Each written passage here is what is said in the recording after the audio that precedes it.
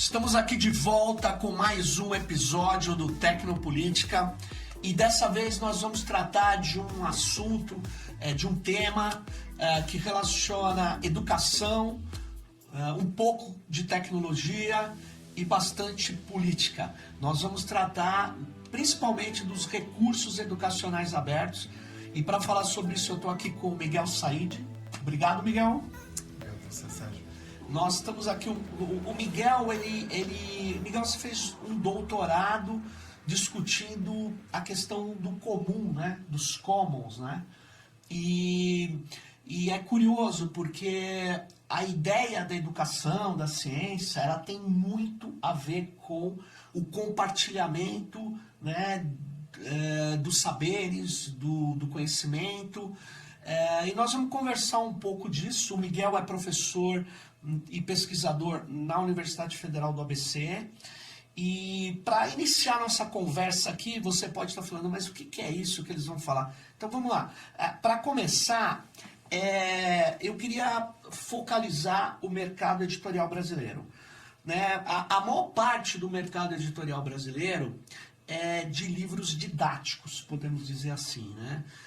Os livros didáticos, grande parte dos livros didáticos, eles são adquiridos pelo Ministério da Educação, pelo MEC, e distribuídos para as escolas, com o objetivo de permitir que as pessoas tenham contato com a literatura, com os livros paradidáticos, com a ficção, etc. E também esses livros todo ano são comprados, e são milhões e milhões de reais gastos com isso. E já há algum tempo, alguns educadores, pesquisadores propuseram que a gente tivesse um esquema, uma parte desses recursos fosse destinado aos chamados recursos educacionais abertos, conhecido pela sigla REA. Então, a pergunta para a gente começar aqui é o seguinte, Miguel, explica para a gente o que seriam os recursos educacionais abertos. Bom, Sérgio, antes queria começar agradecendo aí teu convite, Legal. É um prazer, você é uma inspiração, é uma pessoa que eu sempre admirei aí, é um prazer estar contigo no FABC. Legal.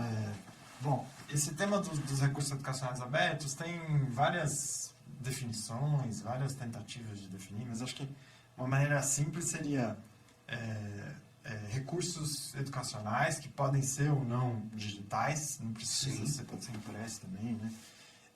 E que possam ser distribuídos e reutilizados e adaptados de forma gratuita, com pouca restrição. E aí, em geral, isso vai ser operacionalizado usando as licenças livres, tipo licença Creative Commons. Sim. Isso não é uma exigência, mas acaba sendo a maneira mais prática, né, de lidar. Sim. E tem isso, a discussão que você colocou sobre o PNLD, né, que é o programa de... E que eu acho que continua O que é o PNLD? Programa Nacional do Livro Didático. Livro didático, exato. Que é esse programa de compra de livro didático pelo governo brasileiro e que, se não me engano, continua sendo o maior programa no mundo todo de compra. É o maior do Brasil. Mas é uma iniciativa muito... E é uma coisa bastante admirável, assim, se você... Inclusive, se você for pegar o histórico do PNLD, tem muitas coisas interessantes, do tipo do governo aumentar progressivamente as exigências de qualidade em relação aos livros, que forçaram, levaram os livros a ter menos preconceito, ter menos problemas de representação, inclusive. São grandes méritos do programa, né? Mas tem uma coisa que é super complicada nesse programa, que a gente tem um mercado de editoras que é bastante concentrado ali em um grupo pequeno, menos de 10 grandes editoras, cada vez com mais participação de capital estrangeiro nesse mercado. Né? Só uma pergunta, você lembra, a editora Abril, eu ouvia dizer, não sei, que boa parte dela era sustentado por venda para esse programa. É incrível isso, né? Porque era antes dela ser vendida, que hoje ela Chegou um momento que dividiu e tal, né?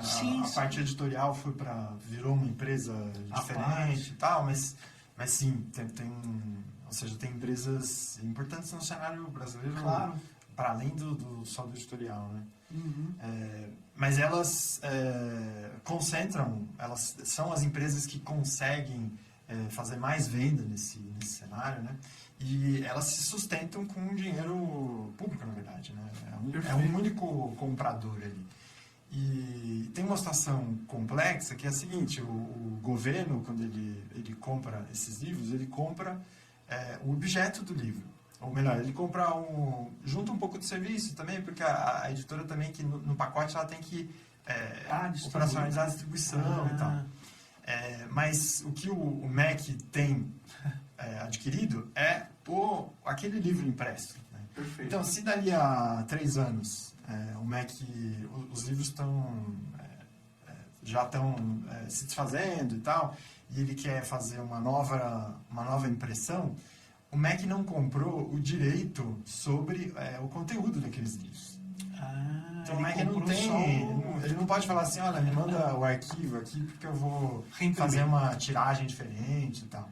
E isso é super complicado, porque eu trabalhei, né, antes de virar pesquisador, eu trabalhava no mercado editorial, trabalhei nessa área também, assim. E aí, assim, no momento de fazer uma atualização, por exemplo, no momento assim, o MEC vai continuar, o livro vai continuar sendo distribuído. Uma atualização que poderia ser muito simples, de corrigir pequenos detalhes e, sei lá, ortografia, virava um grande negócio para a empresa. Porque assim, então agora a gente vai mudar o projeto gráfico, e isso, enfim, gera mais lucro para aquela empresa. Porque boa parte do custo do livro é o chamado direito do autor, né? E ele, então, na verdade, não tinha comprado, ele só comprou aquela impressão, mas pagou por tudo, e depois ele é obrigado a ficar... Ele é obrigado não, ele faz isso, né? Ele fica comprando de novo, né? E pagando bem mais do que uma mera reimpressão. Interessante, porque isso é interessante que é direito do autor, mas que está na mão da editora aí, né? É a editora que tem o poder maior de controlar os rumos aí dessa Aliás, foi bom você falar disso, porque quando você fala direito de autor, você pensa que você está, vamos dizer assim, beneficiando aquela figura isolada, né, que está lá trabalhando, e na verdade aquela figura, ela já vendeu aquilo que é a sua produção, vamos dizer, para uma corporação. E essa corporação está, vamos dizer assim, no caso brasileiro, vivendo de dinheiro público, boa parte dela, né? E nesse sentido, Miguel, como é que você pode explicar para a gente o que um recurso educacional aberto poderia mudar um pouco nesse cenário, por exemplo? Então, vamos pegar um exemplo aí na seara do imaginar um exemplo de um livro didático adquirido aí nesse programa, né? Se o MEC quisesse, poxa, tem aqui um livro que poderia ser usado num contexto mais pontual ali de educação informal ou de um projeto específico, mas que não está dentro de um guarda-chuva mais oficial do MEC de educação de adultos e tal. Vamos pegar esse livro e mandar o arquivo para aquele coletivo usar e tal. Ele não pode fazer isso, porque o que ele adquiriu foi aquela quantidade de objetos físicos que vão ser distribuídos e tal. Se esse material fosse um RE, aquele coletivo poderia usar sem restrição. Ou então, se alguém quisesse xerocar aquele livro, se chegasse às mãos. Hoje, por mais que o MEC tenha adquirido, ninguém pode xerocar aquele livro, porque o direito é da editora. Ou melhor, pode xerocar dentro das confusas limitações de um pequeno trecho feito pelo próprio copista e tal, que ninguém sabe exatamente o que é isso, né? Mas um REA já deixa claro, porque a estrutura do direito autoral provoca um pouco isso, né? Se o autor não disse, deixou claro que você pode usar, a princípio qualquer uso, você está tirando essas exceções que são estreitas e confusas, né, na lei de direito autoral brasileira, Sim.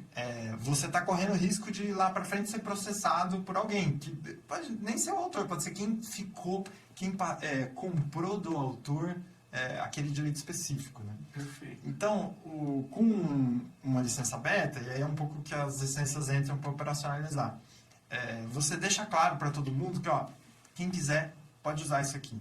Pode usar e pode modificar, pode produzir e distribuir uma versão diferente. Que, convenhamos, aliás, é uma prática que faz parte de forma muito intrínseca do trabalho de professor.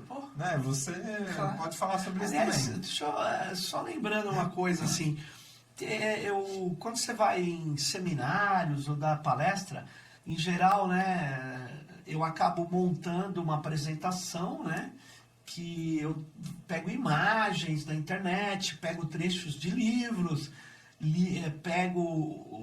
talvez assim eu escreva nem 10% frases que eu poderia dizer que eu mesmo cunhei, escrevi, bolei, criei, e tem lá umas 30, 40, 50 telas, né?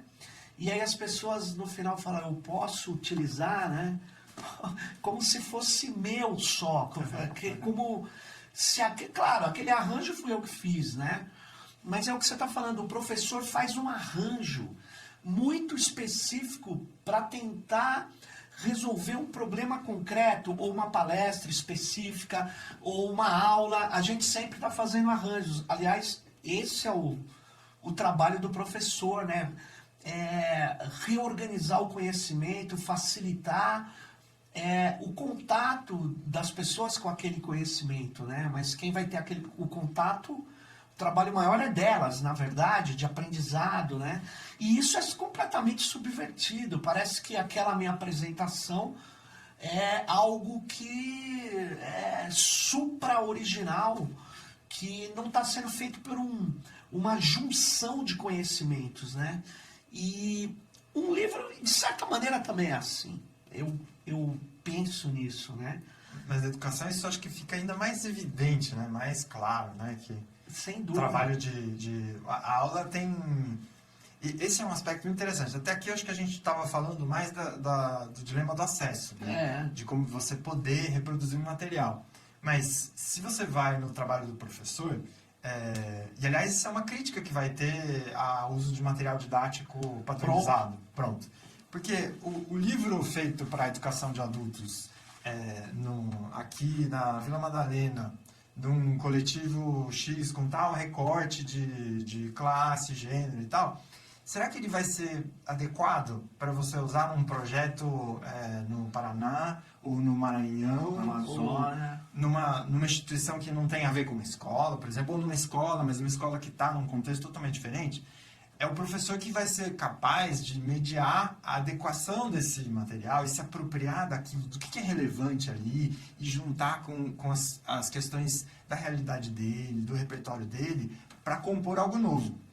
E com o livro didático que chega pelo correio da editora, e as editoras, quando a gente estava falando das grandes, elas estão aí, São Paulo e um pouco Rio, Minas e tal, vai chegar da realidade daquelas pessoas, né? Então, quando esse livro chega, ele não chega com a possibilidade para que o educador faça essa adaptação, tanto em termos de direitos, por mais que o educador... É verdade isso. O próprio professor, ele não tem o direito de pegar e alterar aquilo, ele bobeou, vai estar infringindo a lei de direito autoral.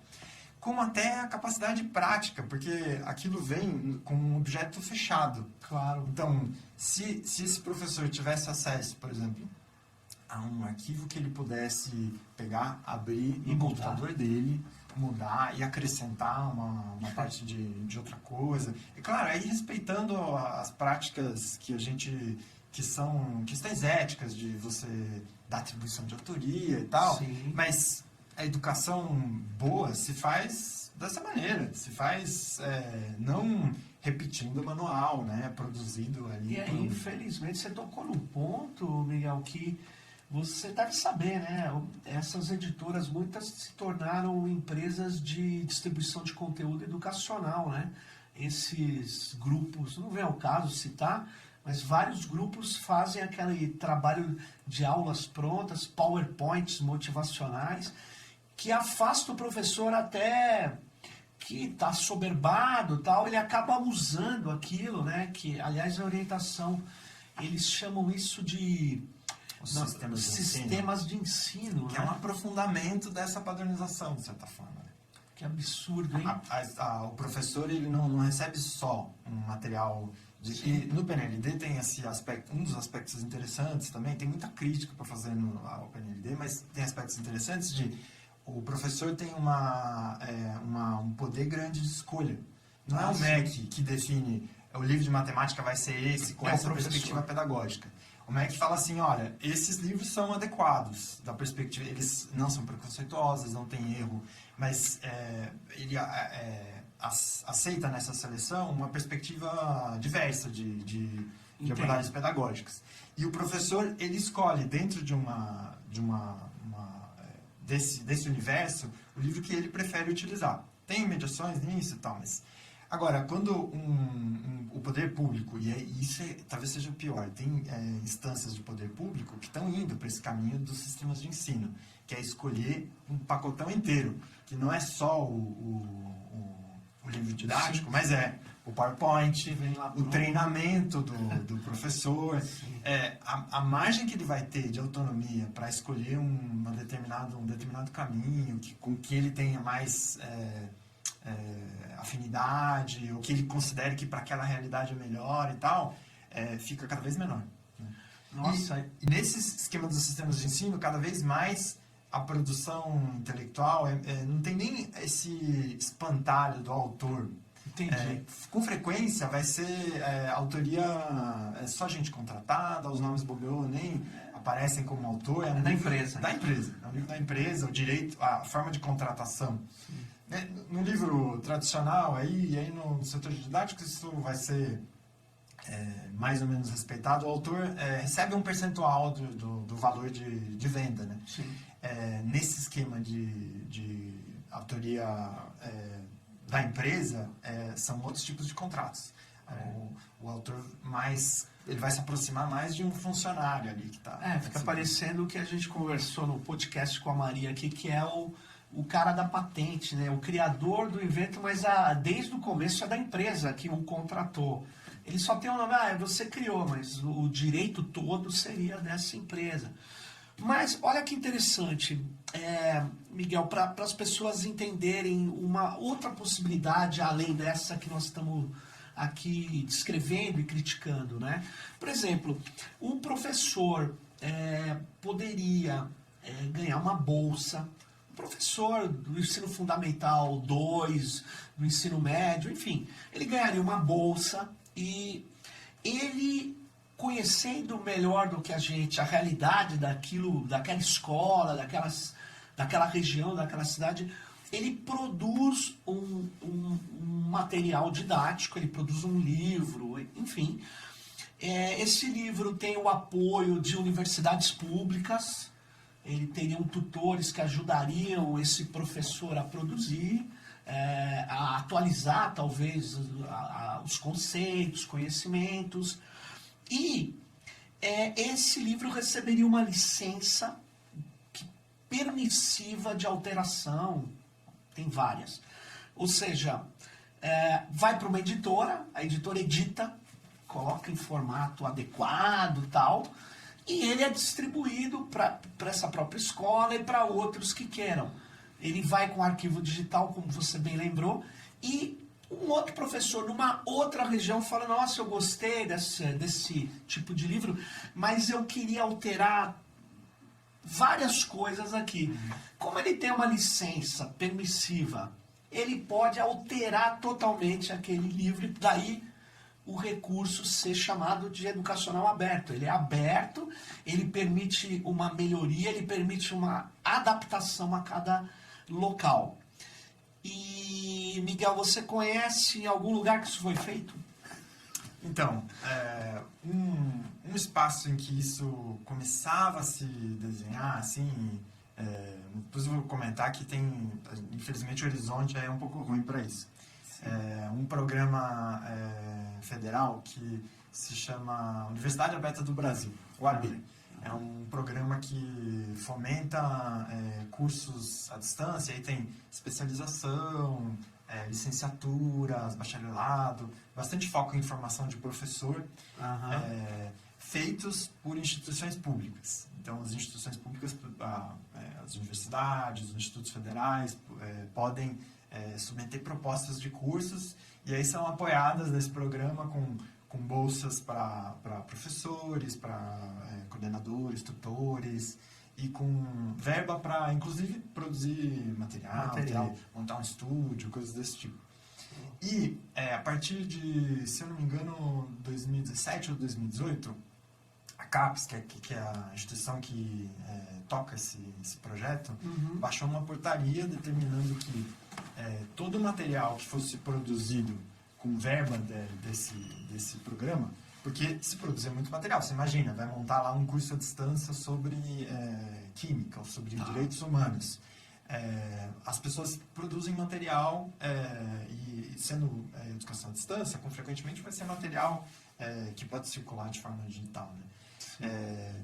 Esses materiais obrigatoriamente teriam que ser disponibilizados dessa maneira, com uma licença livre, e aí a CAPES também montou um repositório para os conteudistas, os professores que fizessem esse conteúdo, disponibilizassem lá esse material. Até porque ele já recebeu dinheiro público para produzir, né? Exatamente. A gente está falando de coisas que foram custeadas com dinheiro público, né? Perfeito. E aí você abre essa possibilidade de uma espiral positiva ali, de não só outras pessoas terem acesso a esse material para usar, mas elas poderem contribuir, sugerir melhorias e tal.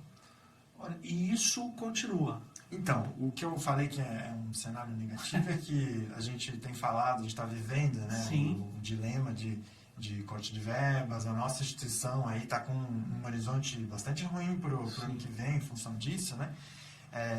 E não se fala muito, mas nesse programa, o AB, o corte talvez seja ainda maior, porque ele não está quantificado muito numericamente, mas na UFABC, por exemplo, a gente tinha 5 cursos aprovados no último edital, e na virada do ano se anunciou que nenhum curso podia ser começado sem autorização.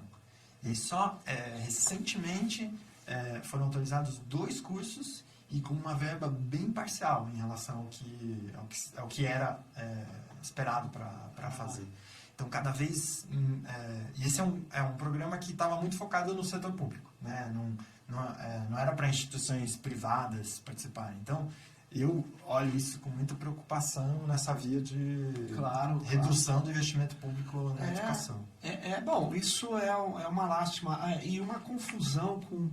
É curioso isso, né? Com restrições ideológicas, né?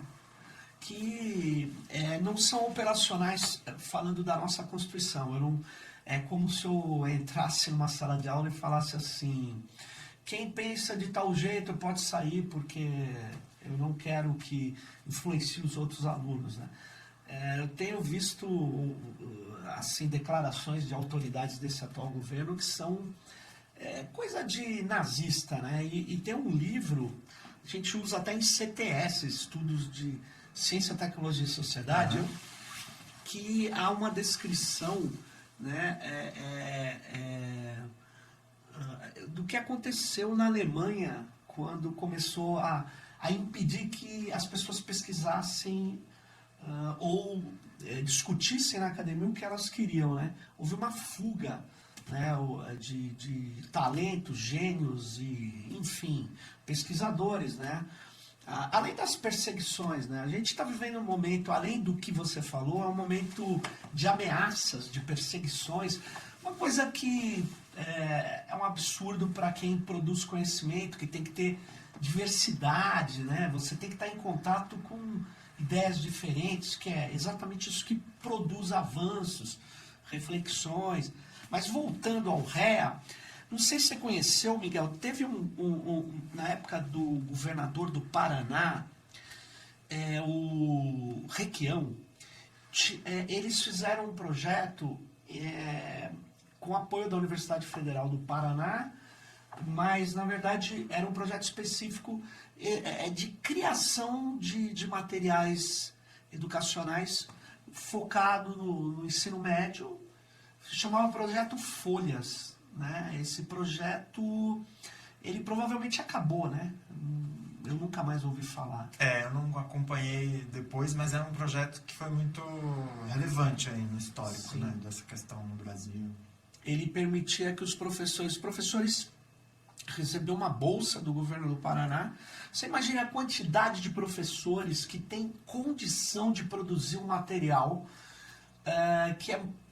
que seria muito mais rico, muito mais diverso. Que, aliás, países como a Finlândia, que lideram esses rankings que eles ficam divulgando aí de melhor educação, esses países, o professor tem autonomia muito grande. Além de ganhar muito mais, né, o professor do ensino fundamental, do ensino médio, ele ganha muito mais.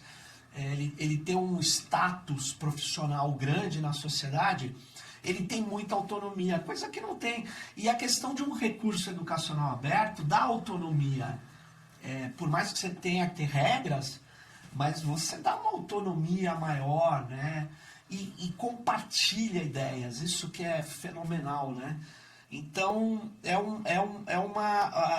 uma dimensão da educação que nós teríamos que aprofundar mais. E aí, um secretário na época da Educação Municipal de São Paulo, o Alexandre Schneider, ele começou a engendrar a primeira fase, vamos dizer, de liberar tudo que a prefeitura tinha comprado como um recurso aberto. E você tem notícia disso? Isso na prefeitura de São Paulo? A gente estava até conversando sobre isso, né? Isso não, até onde eu alcanço, não foi muito explorado de forma ativa, né? Isso ficou como parado, né? Como foi considerado como, nossa, um baita avanço institucional, né? De sair a legislação, mas a gente vê na prática pouca política pública para que essas coisas se enraizem, né? Tem um aspecto que é a licença, a ideia de ré e tal, são condições para permitir que isso aconteça, mas que elas são necessárias, mas não são suficientes.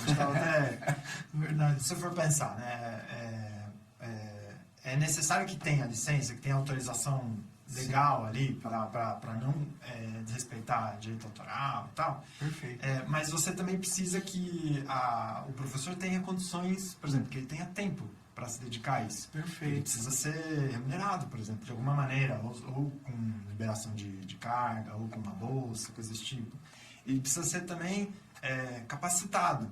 Porque, assim, por um lado, é fundamental que, nossa, o professor está na ponta com o aluno, ele conhece a vivência diária de classe, mas é evidente que a editora ela tem uma capacidade de dar uma elaboração técnica, um apuro para aquilo que é importante. Claro. Se o professor não tiver nenhum suporte de desenvolvimento, e mesmo de saber usar as ferramentas técnicas de, poxa, como é que eu opero com isso aqui, como é que eu modifico e tal, a coisa não vira uma prática efetiva, né? Se você não tiver, por exemplo, um repositório que permita que as pessoas compartilhem, que de repente troquem versões daquilo, esse tipo de infraestrutura também precisa estar... Cara, você falou de troca, você sabe que a meninada tem... Você já viu aquele pessoal que faz fanfics, que são fãs de ficção? É mais ou menos, né? Tem muita gente que reescreve obras de ficção, né? E que tem repositórios. E é curioso que nós, na educação, não tenhamos muitos, ou pelo menos um grande repositório, né? De troca. Então a gente tinha que aprender com a meninada do fanfic, né? Porque fica muito mais legal você poder mudar as coisas e incrementá-las. Eu me lembro até que isso no plano da cultura, né? Aquele diretor do Star Wars, George Lucas? George Lucas, ele no começo não gostou, porque tem copyright, estão mexendo na minha obra. E aí ele tentou processar o pessoal que reescrevia as histórias de Star Wars, né? Reinventava, ampliava o mundo que ele começou a trabalhar. E aí alguém falou para ele, cara, você tem que deixar, porque isso vai te dar muito mais, vamos dizer, ampliação, muito mais gente vai conhecer, vai ter uma legião de fãs disso, muito maior se você restringir. E é o que aconteceu, né? É o que aconteceu com a ficção. E que a gente não usa na educação isso, né? Ou se usa de forma com medo, né? Com medo, exatamente. Com medo de reproduzir, de compartilhar. Então, eu imagino que a gente tenha que retomar isso, apesar dos tempos, como você falou, no caso da Universidade Aberta, que é um exemplo, né, de você compartilhar as coisas, mas os tempos não são bons, mas eles não serão assim sempre. Eu acho que a gente tem que se preparar para fazer o conhecimento fluir, né, de maneira adequada novamente. Eu acho que está mais que claro, nós vamos ter eleição para prefeito, Miguel, o ano que vem. Não sei quantos municípios no Brasil, 5.000 e tantos, vão ter eleições. Muitos dos prefeitos que vão ganhar, independente do partido político, eles não conhecem os recursos educacionais abertos, essa técnica.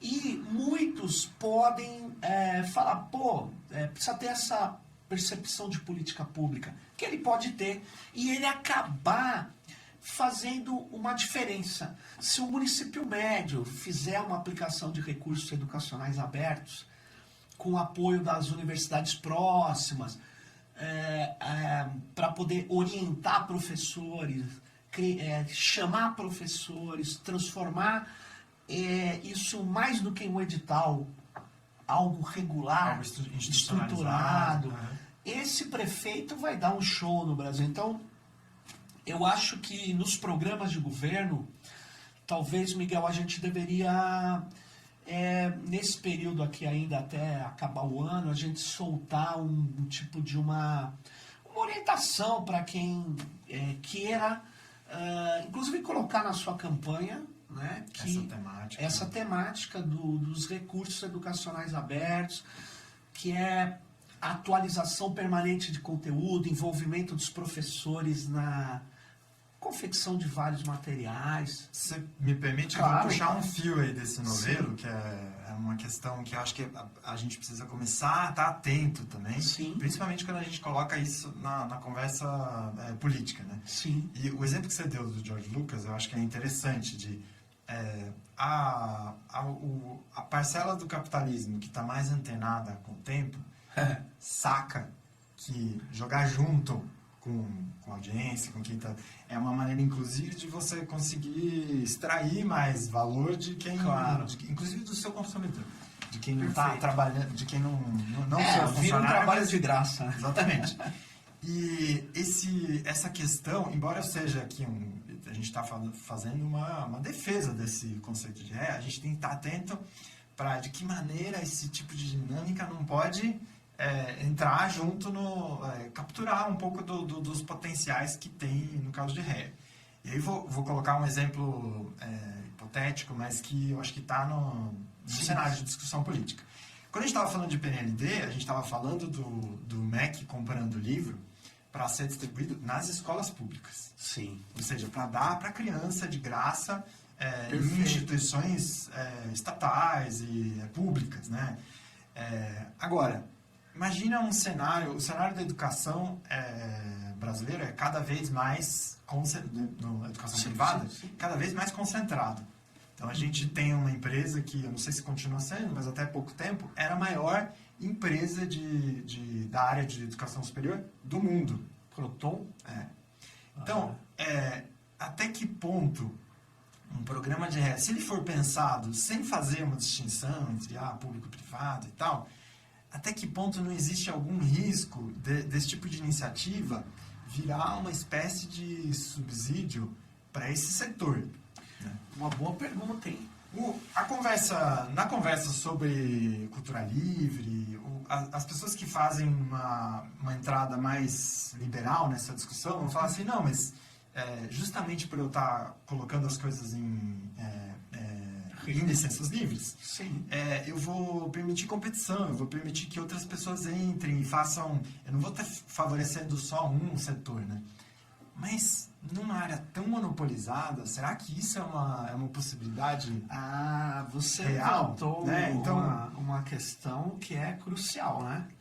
Mas aí, Miguel, olha só, uma das licenças de software livre, né, que é um software desenvolvido colaborativamente, uma das licenças, a General Public License, GPL, ela tem as liberdades de uso, manipulação, distribuição, mas ela tem uma restrição importante, que nem sempre é mantida, mas é uma restrição importante. Você pode pegar um software, por exemplo, para fazer a comparação com um recurso educacional aberto. Você pode usar para qualquer fim, estudá-lo, alterá-lo e distribuir as alterações. E aonde está a restrição? Desde que cada código feito sobre um outro código com essa licença mantenha a mesma licença. Então, isso é o copyleft. Isso resolve um problema, que é o problema que, sem dúvida nenhuma, é um mega problema no capitalismo. Você pega a Apple, quando trocou o processador do PowerPC para chamados processadores Intel, ela teria que reescrever todo o sistema operacional, que seria um trabalho muito custoso, teria tempo, etc. E o que ela fez? Ela poderia ter usado o GNU Linux, mas não poderia, porque ela teria que deixar o seu modelo de negócio proprietário fechado e ter a abertura de tudo que ela fizesse em cima daquela versão, por causa da licença, da restrição. Que ia contaminar o bom sentido. Ia viralizar, contaminar os desenvolvimentos. Aí ela pegou um outro software livre, que que foi iniciado pela Universidade de Berkeley, que é o BSD, e que não tinha essa restrição, e ela fechou. O que roda ali dentro do sistema operacional da Apple é um software livre, é uma apropriação privada de um trabalho coletivo, que foi fechado, porque não tinha restrição. Então, eu só fazendo uma analogia com o que você falou, sim, porque mesmo que eu ponha uma licença ré com restrição de fechar e tal, não resolve o outro problema, porque não tem só essa dimensão da licença. Claro, a licença traz a ideia de propriedade, então é interessante manter aquilo colaborativo, porque cai num grupo desse, ele pega a maioria das coisas, põe 2 linhas a mais e fecha, e diz que é dele e tal. Mas tem outra dimensão, talvez, dele não ter que se preocupar em criar mais materiais, usar o material dos outros, demitir todo mundo que está fazendo o material, se apropriar do material feito com dinheiro público, coletivamente, e falar, não, mas eu já estou aqui ganhando o meu dinheiro, não é para todo mundo. Tem outras dimensões que eu comecei a pensar agora, mas deve ter outras incidências, né? Por isso que eu estava falando assim, na hora da gente colocar isso no debate da política, sim, às vezes o diabo está um pouco nos detalhes, nos valores que estão sendo... Então, por exemplo, fazer uma exigência em relação, olha, uma cláusula como essa, de compartilhar pela mesma licença, é um caminho importante já. Sim. Porque já impede que aconteça esse exemplo que você deu da Apple, né? Mesmo isso não resolve todos os cenários, porque se essa empresa X monopolista ela só usasse material e se ela não contribuir, claro, se ela decidir assim, não vou mais produzir material, vou usar o material que está sendo produzido pelo Estado, sim, essa cláusula do copyleft nem se aplica, porque ela nem está contribuindo. Ela não está divulgando. A gente estava falando aqui desse cenário da educação e tal, e um cenário em que tem uma expectativa já de reciprocidade, uma prática de reciprocidade. Se a gente compartilha material, você fez matéria você usou, fez uma aula, e se eu conversar, posso ver e tal, a gente vai trocar. Claro. Agora, se a gente está conversando com uma empresa, pode ser que ela não esteja afim de fazer isso, não esteja afim de colocar de novo para esse fundo comum que a gente aqui como professor está desenvolvendo de forma com reciprocidade, com solidariedade e tal. Não, exato. São armadilhas, como você falou, os detalhes, né? E um dos detalhes, Miguel, é o formato das coisas. Formatos é que hoje, de fato, a comunidade de software livre se empenhou muito na criação de um formato de arquivos digitais que fosse aberto, né? Então, esse formato, o ODF, por exemplo, o Open Document Format, ele foi uma batalha, envolveu pessoas dedicadas que não ganharam um centavo a mais para garantir que o formato fosse aberto. E fica parecendo assim, mas que diabo é esse de formato, né? Formato, eu até escrevi nesse livro, que é um dos livros de REA no Brasil aqui, que foi organizado pela Bianca, que é a minha companheira, a Carolina Rossini e o Nelson Preto, né? E aí eu escrevi sobre formatos abertos. As pessoas ficaram, mas que diabo é isso, né? Eu dizia, formato é como você vai guardar um arquivo digital. Por que como você vai guardar? Porque como você vai guardar e como você vai recuperar. Quando você escreveu em alemão, você guardou as suas ideias numa língua alemã. Só que como ela está impresso, quando você lê, você sabe alemão, você vai resgatar sem quase nenhum intermediário. Ou nenhum intermediário. Eu uso um óculos porque eu não enxergo. Mas enfim, não é bem um intermediário. Mas eu vou ler e eu vou ter acesso direto ao texto que está impresso. Quando ele é digital, não é assim. Ele é empacotado em bits de um jeito ou de outro. E muitas vezes você empacota um arquivo de som, ou de vídeo, ou de texto, de um jeito que é fechado e que ninguém sabe como é feito. Então eu tenho que fazer uma engenharia reversa para desempacotar se aquela empresa que é dona daquele formato falir, por exemplo. Então a luta por formatos abertos se liga à luta pelo compartilhamento de conhecimento. Porque hoje no mundo digital nós estamos guardando as coisas em digital. Ou seja, os formatos passaram a ser decisivos. E eu me lembro há muito tempo atrás que uma dessas grandes empresas chegou para uma bibliotecária, se eu não me engano, a responsável por uma dessas grandes bibliotecas no Brasil, não sei nem se é a Biblioteca Nacional. Falou, eu vou digitalizar tudo nesse formato, um formato específico da empresa. Ela, olha só, é um grande gasto digitalizar tudo. Mas ela falou, não, você não vai digitalizar. Nesse formato você não vai digitalizar. Você tem que digitalizar em algo que possa ser acessado por todos. Eu chamaria nesse mundo assim, as pessoas não entenderam a posição dela, eu diria, ela garantiu que o que é público continue público. E é um debate que a gente tem, que envolve formato, envolve software, envolve conhecimento. O formato muitas vezes está atrelado ao software também, né? Está atrelado. Se você recebe um arquivo de processador de texto de uma determinada, daquele processador de texto que a gente usa mais, que eu não vou falar o nome, você consegue abrir em qualquer... Se o professor lá na ponta, ele não tem dinheiro para comprar esse software, como é que ele faz? Né?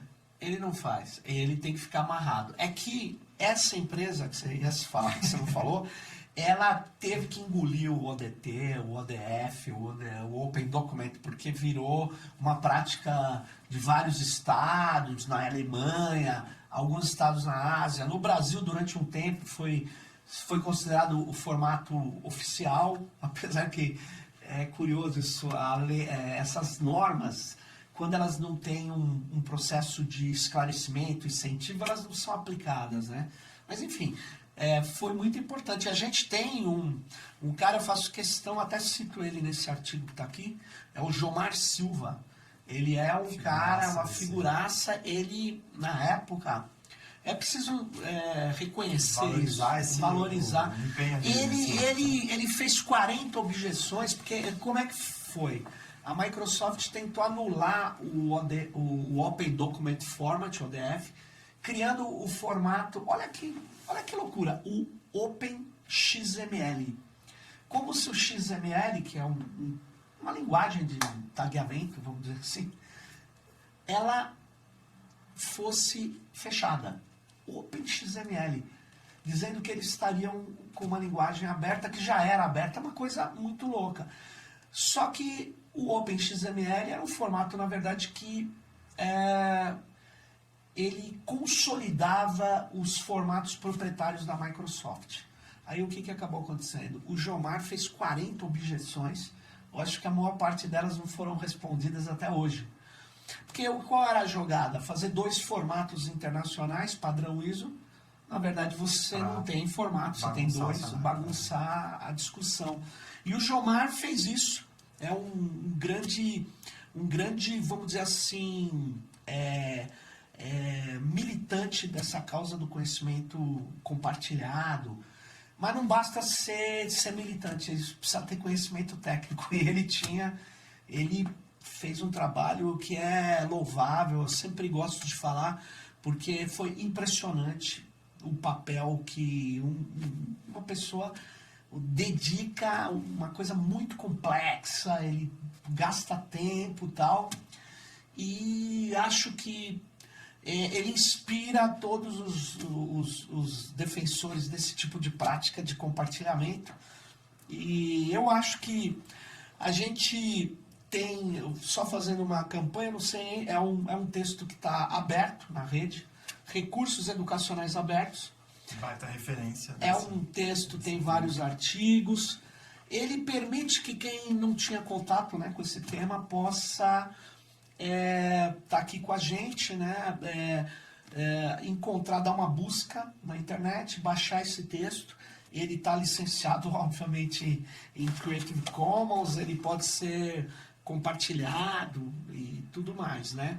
Agora, antes de acabar aqui, Miguel, eu queria só insistir que nessa conversa apareceu essa ideia. Eu acho que pessoas que vão estar fazendo programas de governo na educação, educadores que estão nos ouvindo aí, educadoras que estão participando desses processos de formulação de políticas municipais, de educação, né?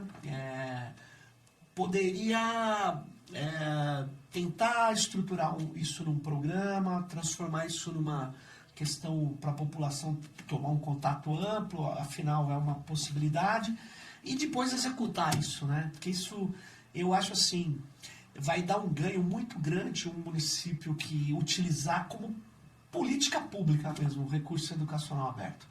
Eu acho que vai dar uma efervescência, porque o compartilhamento de conhecimento, ele é extremamente importante, ele é instigante, ele traz novas sinergias. Então eu acho isso.